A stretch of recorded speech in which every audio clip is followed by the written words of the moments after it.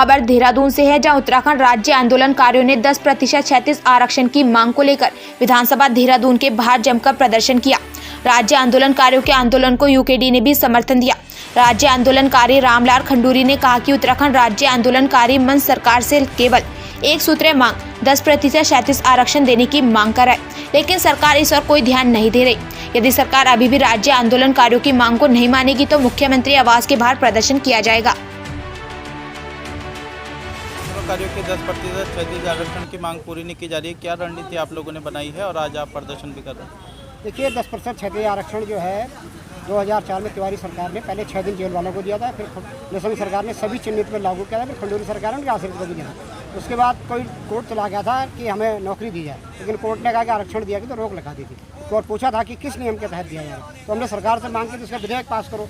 तो उसमें जो है रोक के बाद हरीश रावत जी ने 2015 में एक विधेयक पास किया था, जो आज तक 7 साल तक वहाँ राजभवन पर लटका हुआ था। हमारे लगातार धरना प्रदर्शनों और मुख्यमंत्री आवास घेराव के बाद धामी जी से हम लगातार मिल रहे थे और वो खुद चाहते थे कि आरक्षण विधेयक पास रहे, क्योंकि वो खुद आंदोलनकारी हैं और खुद जब विधायक थे खटीमा के तो कई बार इस विधानसभा में आंदोलनकारियों के मुद्दों को उठाते थे। तो हमें बड़ी उम्मीद थी, तो उन्होंने कहा ना मैं ऐसा कराऊंगा, लेकिन एक बहुत उम्मीद आंदोलनकारी में तब जगी जब उन्होंने राजभवन से विधेयक को वापस मंगवा लिया। तो हमने कहा वाकई मुख्यमंत्री जी बहुत सीरियस है, उन्होंने मंगवा लिया, जो काम कोई नहीं कर पाए उन्होंने कर दिया। तो हमें उम्मीद है कि अब जब कैबिनेट होने वाली है, विधानसभा सत्र होने वाला है, तो ये विधेयक लाएंगे, अध्यादेश जारी करेंगे।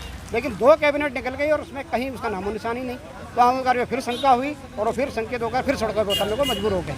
अब हम ठीक आज विधानसभा सत्र कल से शुरू है, तो हमारी पिछली मीटिंग में तय किया गया था कि हम ठीक विधानसभा के सामने बैठेंगे और पूरी सरकार को, पक्ष विपक्ष को, सबको चेताने का काम करेंगे।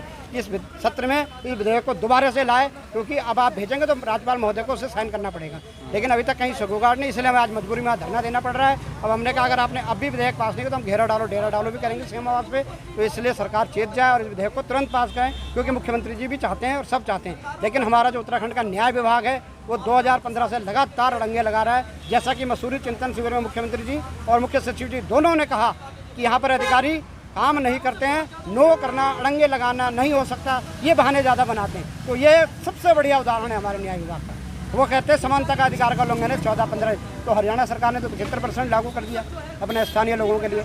वहाँ के हाईकोर्ट ने रोक लगाया कि भाई 14-15 का उल्लंघन है। वहाँ की सरकार सुप्रीम कोर्ट चली गई, सुप्रीम कोर्ट से बड़ा कोई है, सुप्रीम कोर्ट ने कहा हरियाणा सरकार का फैसला सही है, लागू हो सकता है। फिर कहाँ गया समानता का अधिकार? वहाँ जो लागू है। हमारे यहाँ महिला आरक्षण पर हरियाणा की महिला चली गई, हमारी महिलाओं का आरक्षण छिनवा दिया। इसी आधार पर हमारे धामी जी और हमारी सरकार हमारे दबाव में जो हम लोग धरना प्रदर्शन कर रहे, मजबूती से सुप्रीम कोर्ट में ये लड़े, आज बहाल हो गया, सुप्रीम कोर्ट ने हमारा उसको रद्द कर दिया। तो हम कह रहे हैं आंदोलनकारियों के साथ भेदभाव क्यों? इसमें भी तो लागू हो सकता है। आप विधेयक पास कराइए, आप सुप्रीम कोर्ट जाइए और आपने वादा किया तो इस सत्र में लाइए और उसको दीजिए जिन लोगों को रोजगार नहीं।